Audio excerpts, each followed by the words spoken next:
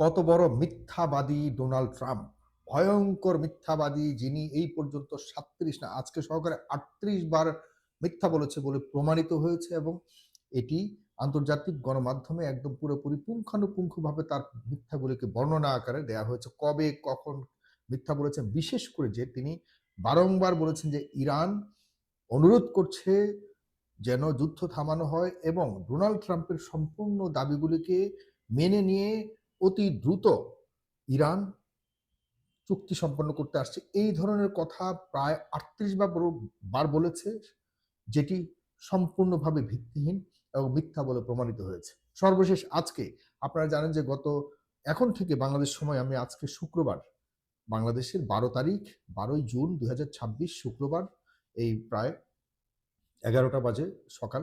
এই সময় আপনাদেরকে জানাচ্ছি যে এখন থেকে ৮ ঘন্টা আগে ডোনাল্ড ট্রাম্প দাবি করেছে, তার দেশের সংবাদ মাধ্যমকে দাবি বলেছে সে, যে ইরান যুদ্ধ প্রায় শেষ। আমরা চমৎকারভাবে ইরান যুদ্ধ অবসান ঘটিয়েছি, সমাধান করেছি।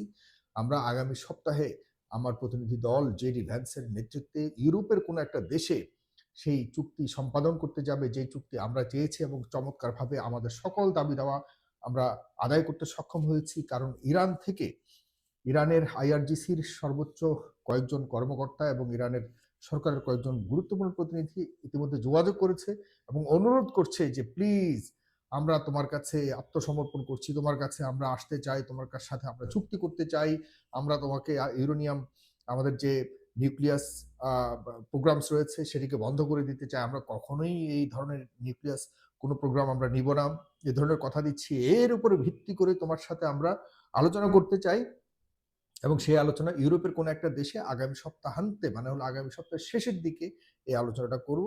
আর ডোনাল্ড ট্রাম্প তার নিজের কথা মতো, তার নিজের ইচ্ছা মতো যে বিজয় চেয়েছিল, সেই বিজয় নিয়ে সে ঘরে ফিরে যাবে। ৮ ঘন্টা আগে বললাম না, ৮ ঘন্টা আগে বলেছে, এখন থেকে হিসাব করুন। আর এখন থেকে ঠিক ২ ঘন্টা আগে ইরান নিশ্চিতভাবে বলেছে যে ট্রাম্পের এই ধরনের দাবি সম্পূর্ণ প্রোপাগান্ডা, মিথ্যা, ভিত্তিহীন। এমন কোনো ধরনের দাবি নিয়ে আমাদের ইরানের কোনো পর্যায়ের কেউ যুক্তরাষ্ট্রের সাথে যোগাযোগ করেনি। আবারও ডোনাল্ড ট্রাম্প মিথ্যা কথা বলছে, কারণ কোনো না কোনো একটা অজুহাত খুঁজছে যে এই গত ৪-৫ দিন আগে বা ৩ দিন আগে মনে হয়, যদি ভুল না বলি, বা ৩ বা ৪ দিন আগে এখন থেকে হঠাৎ করে যুক্তরাষ্ট্র অতর্কিতভাবে হামলা চালিয়েছিল এবং আবারও একই ঘোষণা দিয়েছিল যে ইরানকে সম্পূর্ণভাবে ধূলিসাৎ করে দেওয়া হবে। ইরানের আপনার বন্দর আব্বাসের কাছাকাছি, আপনারা জানেন, উপকূলে, এবং ইরানের রাডার সিস্টেমের মধ্যে কয়েকটা জায়গায়, গুরুত্বপূর্ণ স্থাপনাতে কিন্তু তারা বোমা বর্ষণ করেছে।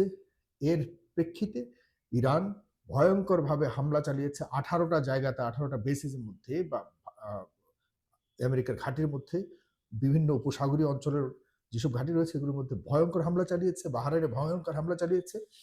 এরপরে ইরান বলেছে যে এই অঞ্চল থেকে তাদের চলে যেতে হবে এবং তারা বলেছে যে আমরা যুদ্ধ ছাড়া অন্য কোনোভাবে আমাদের সমাধানের দরকার নাই। যদি যুদ্ধ হয়, আমরা যুদ্ধের মধ্যেও আছি, আমরা আলোচনার টেবিলেও আছি।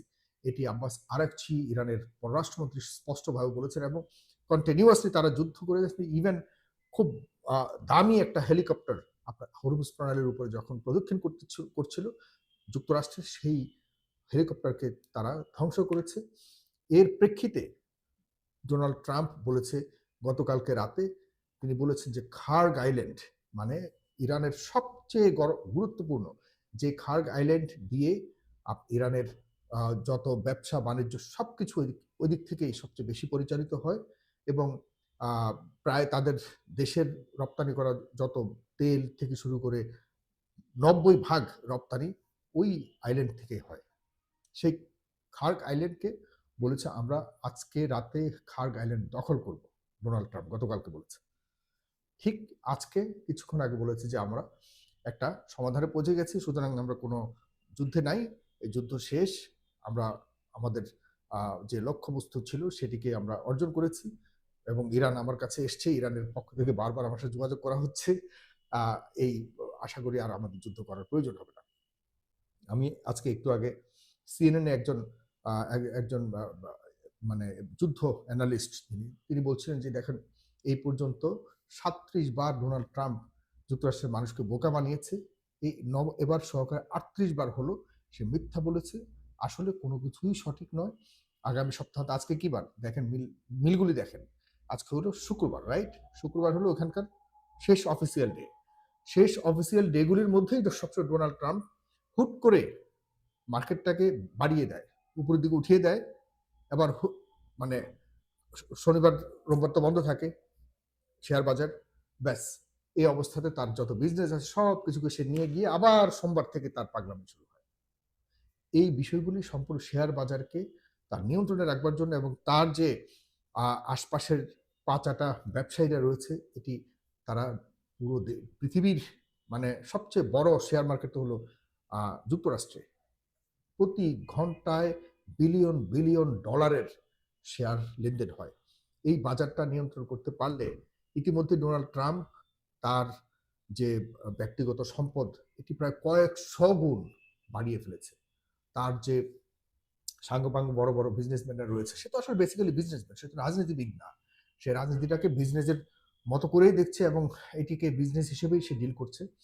আর এর ভিকটিম হচ্ছে সারা পৃথিবী, এর ভিকটিম হচ্ছে ইরান, এর ভিকটিম হচ্ছে বিশেষ করে সৌদি আরব, যার কাছে সে যেখানেই তার ভুল করে, যেখানেই সে কোথাও লস করে, সে ইরান এবং সৌদি আরব বা মিডল ইস্টের এই বিষয়গুলিকে নাড়াচাড়া দেয় এবং এখান থেকে সকল অর্থ সে বানিয়ে নিয়ে চলে যায়। এই একটা পরিস্থিতির মধ্যে বড় ধরনের একটা টার্গেটে পরিণত হয়েছে মিডল ইস্ট। আর এখানে রয়েছে আপনার নেতানিয়াহু, মানে ইসরায়েল। ইসরায়েল নেতানিয়াহুকে স্পষ্টভাবে বলে দিয়েছে যে লেবাননে তুমি যদি হামলা চালাও তাহলে আমরা আলোচনা করব না। লেবাননের বিষয়টা সম্পূর্ণভাবে এখন মূল যুদ্ধের সাথে জড়িত হয়ে গেছে, এটা সংশ্লিষ্ট হয়ে গেছে। সুতরাং এটাকে বিহীন মানে ধরেন একটা চুক্তি হলো, যদিও চুক্তি হওয়ার ব্যাপারে আমি আর কোনো আশা রাখছি না। আর যুক্তরাষ্ট্র শতভাগ নিশ্চিত থাকেন খালি হাতে ফিরতে হবে এবং যুক্তরাষ্ট্রের পতন এই পরাজয় থেকে চূড়ান্ত পতন হলো। ইরান তাদের চূড়ান্ত পতন নিশ্চিত করেছে। আর চূড়ান্ত পতনের মধ্যে সৌভাগ্যবশত শেষের দিকে এসে নেতানিয়াহুর এই বিষয়টা সংযুক্ত হয়ে গেছে। আমি আল্লাহর কাছে হাজারো শুকরিয়া আদায় করি, নেতানিয়াহু কিন্তু পার পেয়ে যাচ্ছিল। ইরান এবং যুক্তরাষ্ট্র যদি ঠিকই এমন একটা দ্বিপাক্ষিক চুক্তি হয়ে যেত তাহলে ইসরায়েল কিন্তু বাইরে থেকে যেত। ইসরায়েলের যে পরিকল্পনা, জায়োনিজমের যে পরিকল্পনা, ইসরায়েলের যে এক্সপানশনের পরিকল্পনা, সেটি নিয়ে কিন্তু বড় করে কথা বলার সুযোগ ছিল না। গতকালকেও কিন্তু আব্বাস আরাকচি বলেছে যে আমাদের ছোট্ট একটা ভূখণ্ড গাজাকে তারা গত ৩ বছরেও কিছু করতে পারেনি। এই উদাহরণটা বুঝতে পারছেন? আব্বাস আরাকচির মতো পররাষ্ট্রমন্ত্রী ইরানের, তিনি যখন এমন উদাহরণ দেন তাহলে বুঝতে হবে যে এই গাজাকে আমরা দেইনি, মানে ইরান আত্মসমর্পণ করতে দেয়নি। সেখানকার হামাস, তারপরে ইয়েমেনের হুতি, তারপরে আপনার লেবাননের হেজবুল্লাহ এবং অন্য যারা রয়েছে ইরান, সবাই যখন এই দেশটিকে ভূখণ্ডকে চতুর্দিক থেকে ঘিরে ফেলবে, এই ভূখণ্ড এখান থেকে যদি মানে এখান থেকে একদম পুরোপুরি নাই করে ফেলে, আমি অনেক শব্দ আছে বলতে পারি না, সোশ্যাল মিডিয়াতে এগুলিকে ডিটেক্ট করে, আপনারা বুঝে নেবেন, তবেই এই মধ্যপ্রাচ্য না শুধু সারা পৃথিবীতে শান্তি আসবে বলে অনেকে মনে করছে। অনেকে বলে, বিশেষজ্ঞরা বলে, পৃথিবীতে দুটি জিনিস একসাথে যায় না, শান্তি এবং ইসরায়েল। হয় শান্তি থাকবে না হলে ইসরায়েল থাকবে। সেই পরিস্থিতিতে যেদিন যাবে চূড়ান্তভাবে, তখনই মধ্যপ্রাচ্য নয় সারা পৃথিবী শান্তি বিরাজ করবে।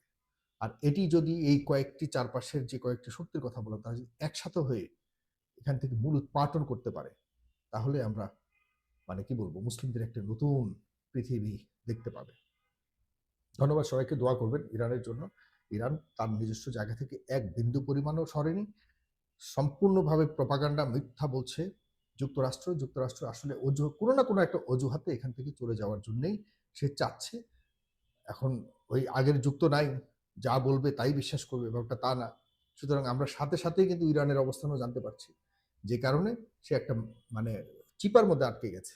কিরে আমি যা বলি ইরান সাথে সাথে রেসপন্স করছে, এটার উল্টোটা, মানুষকে তো আমি আর বোকা বানাতে পারছি না। এই জায়গাতে আসলে আটকে গেছে। সামনে কি হবে আপনি দেখার জন্য আমার এই পেজটিকে সাবস্ক্রাইব করুন। যে প্রান্ত থেকে যারা দেখছেন সবার জন্য শুভেচ্ছা। প্রিয় দর্শক, বেশ কিছু গুরুত্বপূর্ণ খবর আছে। আজ শুক্রবার 12 জুন 2026 সকালের লাইভ সেশনে যারা আমার সাথে সম্পৃক্ত হয়েছেন সবাইকে ভালোবাসা। চুয়াডাঙ্গা দর্শনা থেকে দেখছেন শাহিদ, কানাডা থেকে আরিফ। জি, ট্রাম্প হঠাৎ করে তার সিদ্ধান্ত থেকে সরে গেলেন। কেন সরে গেলেন? গণমাধ্যম যে খবরগুলো দিচ্ছে সেটা কি সঠিক, নাকি নেপথ্যে বড় কিছু ঘটিয়েছে ইরান? কি ঘটিয়েছে ইরান যে কারণে ট্রাম্প ভয় তার সিদ্ধান্ত পরিবর্তন করলেন? এটা হলো আজকের প্রধান শিরোনাম। পাশাপাশি পৃথিবীর 22টি দেশ ইরানের বিরুদ্ধে একাট্টা হচ্ছে। অভিযোগ তোলা হয়েছে যে ইরান পশ্চিমা দুনিয়াতে একটা বড় হত্যাকাণ্ডের পরিকল্পনা নিয়ে কাজ করছে, স্লিপিং সেল যেটাকে বলা হয়। দর্শক, দোয়া করি আপনাকে সুস্থতার সহিত নেক হায়াত দান করুন। জি ভাই, আপনার জন্য শুভকামনা, সবার জন্য শুভকামনা। দর্শক, প্রথম এই দুটো খবরকে আগে বিশ্লেষণে আসি, তারপর সময় হলে আরো কয়েকটা খবর আসবো। আমেরিকার সাথে ইউরোপ এবং পশ্চিমা দুনিয়ার প্রায় 22টি দেশ সম্পৃক্ত হয়ে প্রতিবাদ জানিয়েছে ইরানের বিরুদ্ধে। অস্ট্রেলিয়া ইরানের রাষ্ট্রদূতকে ফেরত পাঠিয়েছে এবং ইরানে থাকা অস্ট্রেলিয়ান রাষ্ট্রদূতকে ফেরত নিয়েছে। পাশাপাশি আরো কয়েকটি দেশ, নেদারল্যান্ড, ব্রিটেন, বেশ কিছু দেশ, প্রায় 22টি দেশের কথা বললাম, যারা ইরানের বিরুদ্ধে স্লিপিং সেলের একটা অভিযোগ তুলেছে। বলছে ইরান আল কুদস ফোর্স এবং তাদের একটি শক্তিশালী নেটওয়ার্কের মাধ্যমে ইরানের যারা সরকার বিরোধী আন্দোলন করেছে, সাংবাদিক, কলামিস্ট বা বিভিন্ন বুদ্ধিজীবী শ্রেণীর লোক, পাশাপাশি ইহুদি, তাদেরকে টার্গেট করে হত্যা মিশনে কাজ করছে। আর যে সংগঠনটির মাধ্যমে করছে তার নাম হারাকাত আশহাব আল ইয়ামিন আল ইসলামিয়া। বলা হচ্ছে এই প্রাণঘাতী ষড়যন্ত্র তেহরান করছে। ইসরায়েলের বিভিন্ন নাগরিককে টার্গেট করে, ইউরোপে থাকা যে ইহুদিরা রয়েছে তাদেরকে টার্গেট করে এই সংগঠনটির মাধ্যমে প্রাণঘাতী হত্যাকাণ্ড চালাচ্ছে। এই অভিযোগে তারা ইরানের বিরুদ্ধে এক প্রকার যুদ্ধ ঘোষণা করেছে। তারা বলছে যে এটি ইরান রাষ্ট্রীয় পৃষ্ঠপোষকতার মাধ্যমে করছে। পুরো পৃথিবীতে গুপ্ত হত্যা কারা ফার্স্ট আপনারা জানেন। একটি দেশ গুপ্ত হত্যা চালায় না এমন কোনো দেশ নাই। তাদের রাষ্ট্রের বা তাদের স্বার্থের বিরুদ্ধে যারা দাঁড়ায় তাদের প্রাণ চলে যায়। সেটা ইরানের মধ্যে হোক, তুরস্কের মধ্যে হোক, বাংলাদেশে হোক, ভারতে হোক, মালয়েশিয়া হোক, ফিলিস্তিনে হোক, যে কোনো দেশে। সেই দেশটিকে নিয়ে কিন্তু কোনো প্রতিবাদ আসেনি। এসছে এমন একটি দেশকে নিয়ে যে দেশটির বিরুদ্ধে এই অভিযোগ কখনো আসেনি। ইরান তার রিপিটে বলছে যে এটা হলো পশ্চিমা দুনিয়ার একটা নীল নকশা, পরিকল্পিত গুজব। ইরান বলছে ইরান এমন কোনো কর্মকাণ্ড কোথাও করেনি, কিন্তু ইরানের বিরুদ্ধে পশ্চিমা দুনিয়া, তার গণমাধ্যম, তার কি বলবো মুখোশ পড়া পলিটিশিয়ানরা ইরানকে নতুনভাবে বিতর্কিত করার জন্য এই অভিযোগগুলো তুলেছে। তার মানে ইরান আত্মপক্ষ সমর্থন করতে গিয়ে বলছে তারা এমন কোনো কাজ করেনি। আসেন 2 নম্বর প্রসঙ্গে। 2 নম্বর গুরুত্বপূর্ণ খবরটি হলো হঠাৎ করে ডোনাল্ড ট্রাম্প তার সিদ্ধান্ত থেকে পল্টি নিলেন কেন? অর্থাৎ ডোনাল্ড ট্রাম্প 1 ঘন্টা আগে বলেছিলেন ইরানের উপর একটা ম্যাসিভ অ্যাটাক করবেন এবং খার্ক আইল্যান্ড তারা দখলে নেবেন। কিন্তু 1-1.5 ঘন্টা পর তার সিদ্ধান্ত পরিবর্তন হলেন। অর্থাৎ যখন মার্কিন সেনারা ইরানে আক্রমণের একদম দ্বার প্রান্তে, আর কিছু সময় পর অ্যাটাক হতে পারে ইরানে, হঠাৎ করে ডোনাল্ড ট্রাম্প সেন্টকমকে বললেন, সেন্ট্রাল কমান্ডকে বললেন, স্টপ, দাঁড়াও, অ্যাটাক বন্ধ করো। সেন্টকম অবাক, পেন্টাগন অবাক। প্রেসিডেন্ট কি বলছেন? বলেন, থামো, আমাদের সামনে বড় বিপদ, এই অ্যাটাক আটকে দাও, স্টপ করো। পেছনের বর্ণনা কি? আরাবিয়ান আউটলেট, পৃথিবীর বড় বড় গণমাধ্যমের যেগুলো একটু ভেতরের খবর প্রকাশ করে, তারা বলছে এখানে ইরানের একটি তথ্য মার্কিন গোয়েন্দাদের কাছে পৌঁছে গেছে। ইরান আমেরিকার সবচেয়ে বড় বাণিজ্যিক প্রতিষ্ঠানগুলোকে টার্গেট করছে অ্যাটাকের জন্য। যদি ইরান আক্রান্ত হয়, খার্ক আইল্যান্ডে আমেরিকা কোনো আক্রমণ করে, সেক্ষেত্রে ইরান অনেক বড়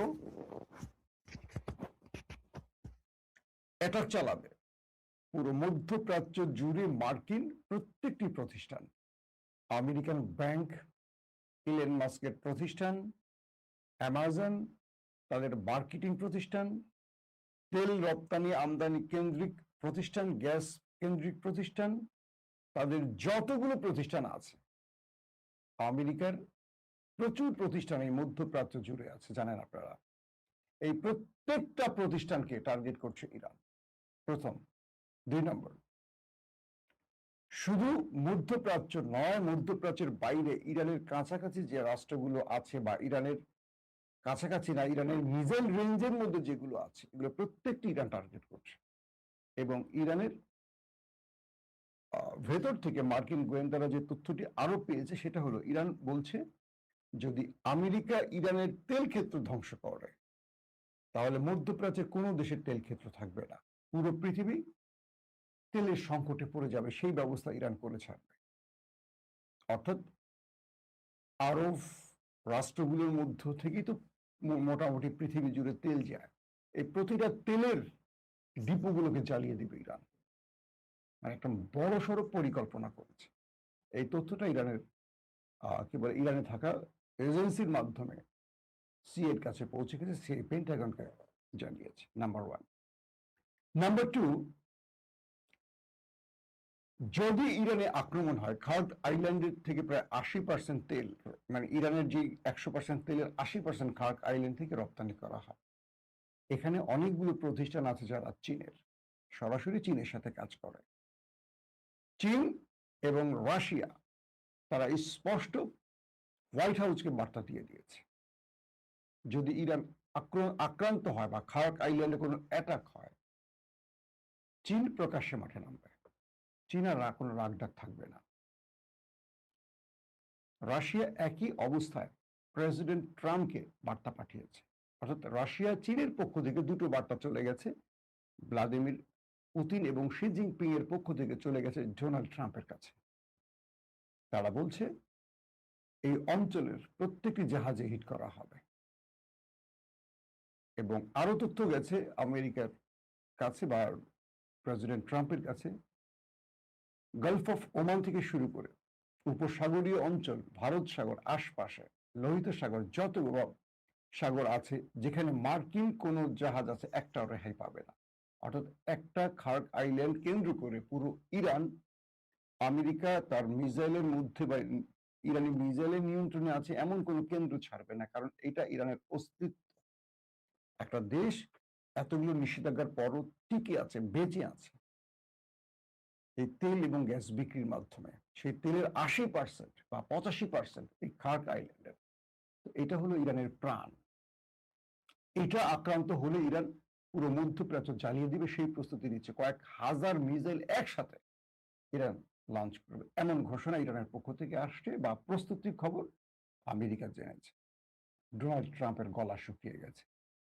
আরে আল্লাহ, এ তো আবার চেয়ে বড় পাগল।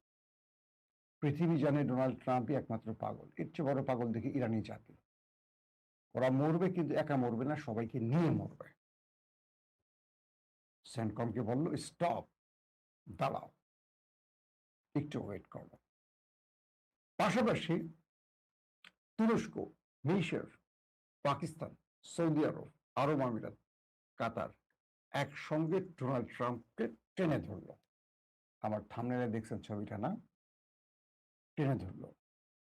তুরস্কের বার্তা গেল, আপনি অপেক্ষা করেন, সময় নেন। বড় রকম কোনো ঘটনার আগে আরো সময় নেন। ভেবেচিন্তে সিদ্ধান্ত নেন। আপনার সিদ্ধান্ত সঠিক কিনা।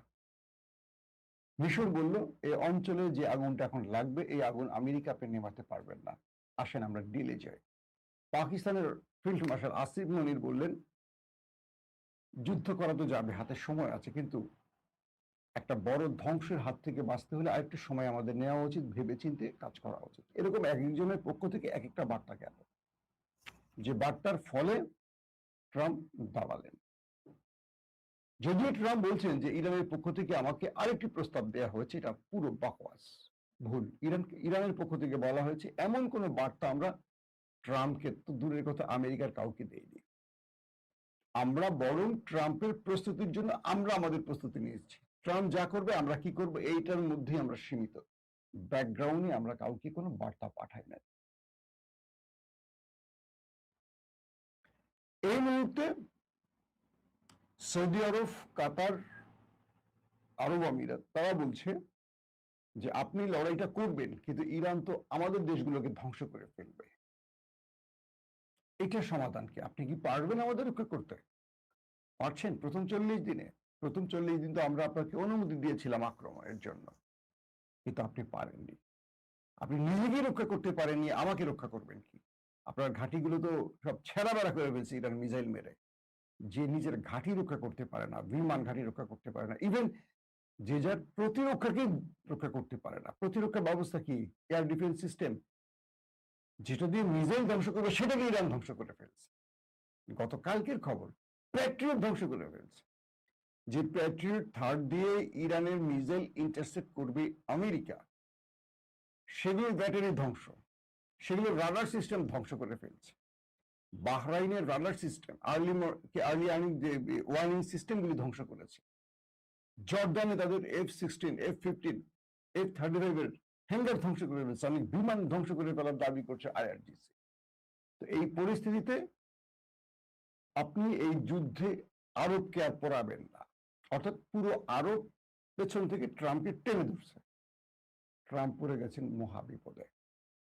পাশাপাশি ফিফার পক্ষ থেকে ট্রাম্পকে বলা হয়েছে, সামনে অর্থাৎ আজকালকের মধ্যে শুরু হচ্ছে যে বিশ্বকাপটাকে অনিশ্চিত করে ফেলছেন, বা মানুষের টেনশন বাড়ছে, মানুষের মধ্যে এই খেলার উত্তেজনাটা, মানে যেই 4 বছর পর একটা বিশ্বকাপ নিয়ে উত্তেজনা, এটাকে এখন যুদ্ধের উত্তেজনার মধ্যে মিলিয়ে ফেলছেন। আপনি একটু ওয়েট করেন। বহুমুখী চাপের পর ট্রাম্প আটকে গেলেন। যদি খার্ক আইল্যান্ডে আজ রাতে অ্যাটাক হতো, আমরা পৃথিবীর নতুন একটা, মানে কি বলবো, মধ্যপ্রাচ্যের নতুন কোন একটা গল্প শুনতাম। আমেরিকা এমন হুমকিও দিচ্ছে তারা নিউক্লিয়ার অ্যাটাক করতে পারে। ইরান বলছে করতে চাইলে করো, তার বিকল্প আমার কিছু আছে, আমি সেটা ব্যবহার করব। তোমারটা পৃথিবী জানে, আমারটা পৃথিবী জানে না। তো আমেরিকা আবার টেনশনে পড়ে গেল, তাহলে ইরান আসলে কি নিউক্লিয়ার বানায় ফেলছে? IAEA যে বলছে ইরানের লাস্ট 3-4 মাস তারা ইউরেনিয়াম বা পরমাণু বা পারমাণবিক প্রকল্পের কোনো আপডেট জানে না, যেটা আন্তর্জাতিক সংস্থা IAEA। তাহলে 3-4 মাসের মধ্যে ইরান আবার নিউক্লিয়ার বানায় ফেলছে কিনা, কারণ 60% থেকে 90% উন্নীত হতে সময় লাগে মাত্র 15 থেকে 20 দিন, হয়ে গেছে 4 মাস যুদ্ধের, 100 দিন অতিক্রম করেছে। তো ইরান কি বসে আছে না কিছু করেছে? এই যে বিষয়গুলো ইরানের এখন আমি কি বলে আমেরিকার মধ্যে কাজ করছে। তো সবকিছু মিলে আমেরিকা ইরানের ভেতর থেকে যে তথ্য পেয়েছে, ইরান একটা বড়, মানে আমেরিকা যে অ্যাটাক করবে তার চেয়ে বড় অ্যাটাকের পরিকল্পনা করে বসে আছে। এই খবরে আমেরিকা থেমে গেছে। যদিও এখন ট্রাম্প বলছেন যে আমাদের সাথে ইরানের একটা ব্যাকগ্রাউন্ড আলোচনা হচ্ছে, চলছে, আলোচনা অগ্রগতি হয়েছে, শীঘ্রই আমরা একটা শান্তি চুক্তির ডেডলাইন ঘোষণা করব। সেখানে পৃথিবীর আরো অনেকগুলো দেশ থাকবে এবং তাদের মধ্যস্থতা হয়েছে। আশা করি ইরান এই আলোচনায় তাদের শুভবুদ্ধির পরিচয় দেবে এবং এই শান্তি বৈঠকের মাধ্যমে দু দেশের মধ্যে যে কনফ্লিক্ট, সেটা বন্ধ করা সম্ভব হবে। 1 ঘন্টা আগে যে ট্রাম্প যুদ্ধের ঘোষণা দিলেন, 1 ঘন্টা পর তিনি একটা সুন্দর বাণী দিলেন। এই যে বাণীটা বললাম আপনাদের, ঠিক 1 ঘন্টা পর আবার ট্রাম্প আক্রমণও করতে পারে। Unpredictable man. মার্কিন যুক্তরাষ্ট্রের একজন প্রেসিডেন্ট সকালে কি বলেন, 1 ঘন্টা পর ভুলে যান। 1 ঘন্টা পরে কি বলেন, তার 2 ঘন্টা পর আবার মনে পড়ে, আবার 3 ঘন্টা পর আবার সেটা ভুলে যান। অর্থাৎ একজন টালমাটাল ব্যক্তি হলো মার্কিন যুক্তরাষ্ট্রের প্রেসিডেন্ট। যিনি, যার প্রতি পৃথিবীর গণমাধ্যম, যার প্রতি পৃথিবীর মানুষের আস্থা নেই, তাকে আমেরিকার জনগণ চুজ করে প্রেসিডেন্ট বানিয়েছে। বুঝতে পারছেন নি আপনারা? এককালে। দর্শক, সকালের লাইভ সেশনটি থেকে বিদায় নিতে চাই। ইনশাআল্লাহ আজকে তো বন্ধের দিন, চেষ্টা করব আবারও দুপুরের পর লাইভে আসতে আপডেট খবর জানাবার জন্য। প্রত্যেকে ভালো থাকবেন। আল্লাহ হাফেজ।